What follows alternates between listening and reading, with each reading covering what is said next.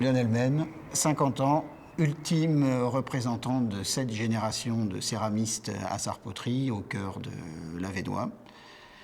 C'est donc mon arrière-arrière-arrière-arrière-grand-père, Nicolas Men, compagnon, qui a fait donc son quasi-tour de France, qui décide en 1862 de se fixer à Sarpoterie et au départ de se lancer dans la poterie et horticole et à vocation culinaire.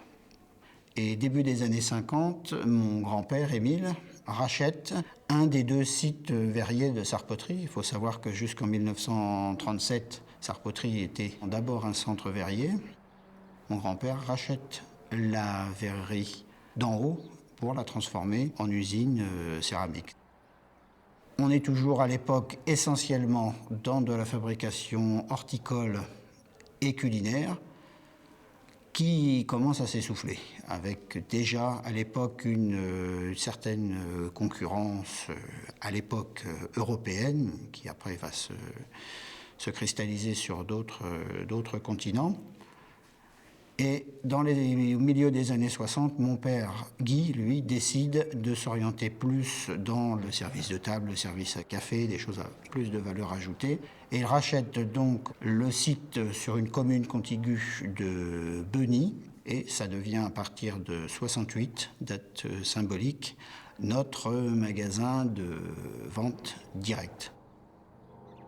Ce qui va en redonner un souffle jusqu'au, disons, début des années 80 à une activité qui était quand même déjà du temps du grand-père difficile. Pendant les années 50 et les années 60, l'usine de Sarpoterie va quand même connaître jusqu'à une trentaine de salariés. Mon grand-père, mon père étant à la direction, mais aussi toujours derrière la fabrication. Le personnel était toujours recruté dans le village. C'était des gens qui se formaient sur le tas. On pourrait dire que c'était un compagnonnage interne au village et à l'entreprise. Quand même savoir qu'à la fin du 19e siècle, il y avait une centaine de poteries à Sarpoterie. On a d'abord utilisé le tour, après on a utilisé les presses pour faire des choses plus standardisées, puisqu'on avait un gros client dans la région Nord-Pas-de-Calais, c'était les coopérateurs. Mon grand-père a inventé un dispositif de machine ovale, donc il avait su transformer le mouvement circulaire en un mouvement ovale pour fabriquer les plats à rôtir.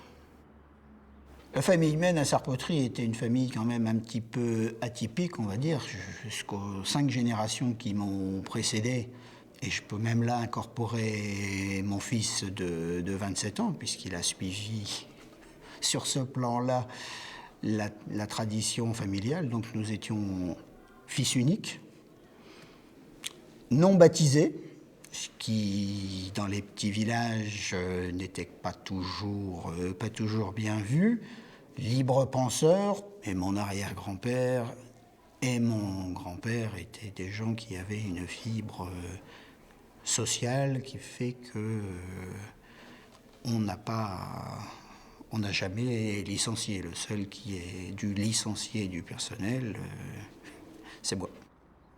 Dans les causes conjoncturelles qui m'ont mené à prendre cette décision douloureuse de la cessation d'activité, il faut bien reconnaître que, comme quasiment tous les domaines de l'industrie, la concurrence internationale qui s'était déplacée bien au-delà de nos frontières européennes avait joué son rôle. Et quand même, cette anecdote vécue, quand on voit qu'une assiette fabriquée au Vietnam, je n'ai rien contre le Vietnam, mais est vendue aux consommateurs à un prix où vous-même, vous ne pourriez même pas toucher les matières premières et l'électricité pour la cuisson, on est bien obligé de se dire que même si on a essayé, on a tenté d'aller jusqu'au bout de ce qu'on pouvait faire,